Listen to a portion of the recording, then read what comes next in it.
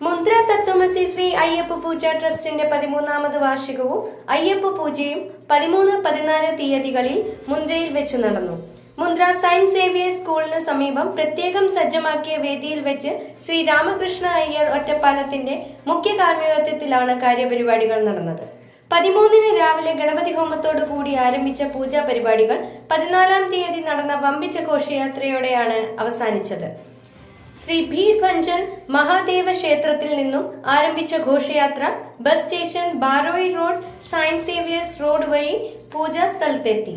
വാപ്പി അയ്യപ്പ വാദ്യസംഘത്തിന്റെ മേളപ്പെരുമയും താലപ്പൊലിയും അലങ്കരിച്ച രഥവും ഘോഷയാത്രയുടെ മോടി കൂട്ടി.